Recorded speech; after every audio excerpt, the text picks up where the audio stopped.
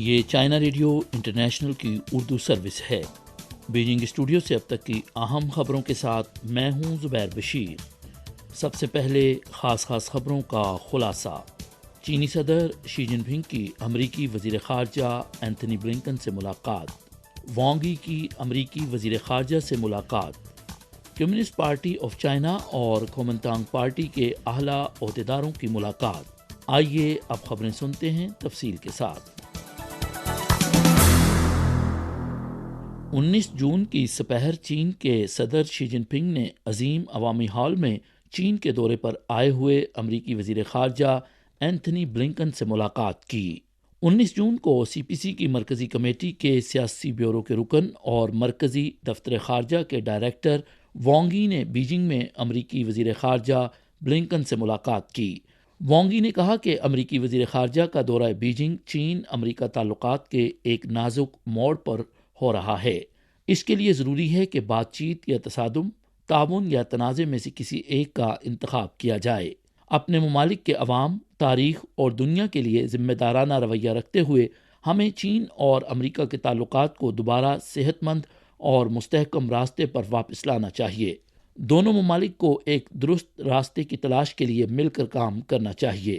وانگ ای نے اس بات پر زور دیا کہ چین اور امریکہ کے تعلقات میں خرابی کی جڑیں چین کے بارے میں امریکہ کے غلط تاثر سے جڑی ہوئی ہیں، جو چین کے بارے میں امریکہ کو غلط پالیسیوں کی طرف لے جاتا ہے۔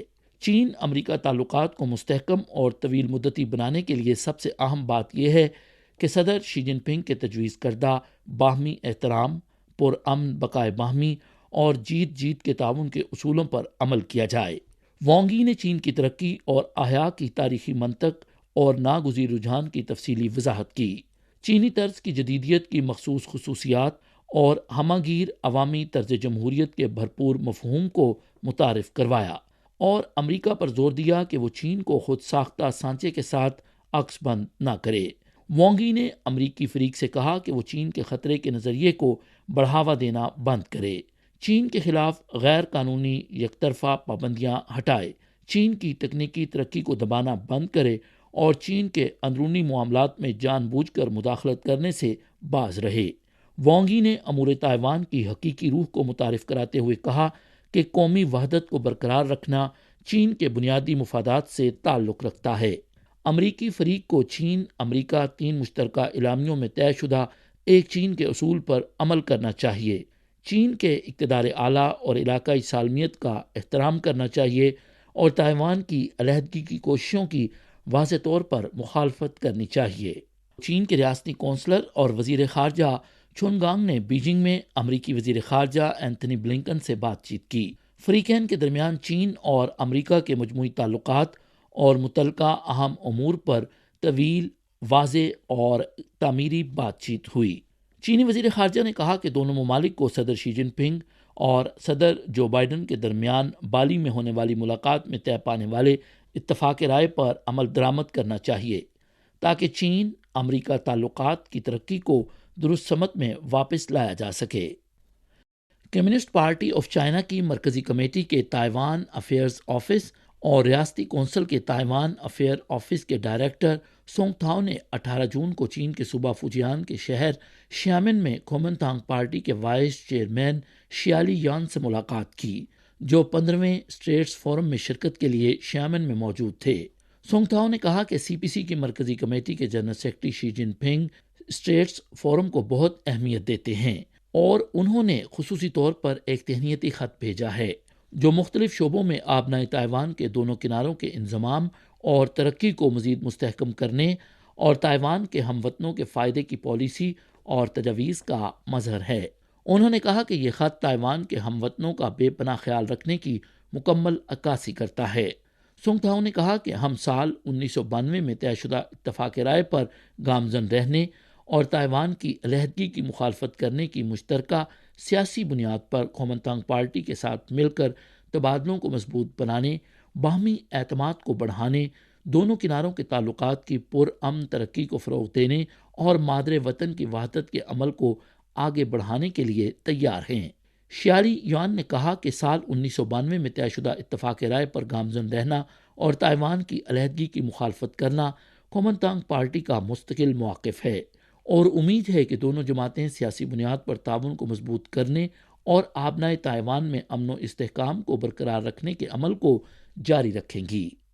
17 سے 18 جون تک امریکی ریاست ایلینوائے، کیلیفورنیا اور واشنگٹن سمیت متعدد مقامات پر فائرنگ کے واقعات پیش آئے، جن میں کم از کم 5 افراد ہلاک اور 40 سے زائد زخمی ہوئے۔ 18 جون کو ریاست ایلینوائے کے علاقے وولبروک میں فائرنگ کا ایک واقعہ پیش آیا، جس میں ایک شخص ہلاک اور 20 سے زائد افراد زخمی ہوئے۔ امریکی ریاست میسوری کے شہر سینٹ لوئس میں فائرنگ کا واقعہ پیش آیا، جس کے نتیجے میں ایک شخص ہلاک اور 9 زخمی ہوئے۔ اس سے قبل 17 جون کو امریکی ریاست کیلیفورنیا کی لاس اینجلس کاؤنٹی کے کارسن سٹی میں ایک رہائش گاہ کے باہر فائرنگ کا بڑا واقعہ پیش آیا، جس کے نتیجے میں کم از کم 8 افراد زخمی ہوئے، جن میں سے 2 افراد شدید زخموں کا شکار ہوئے۔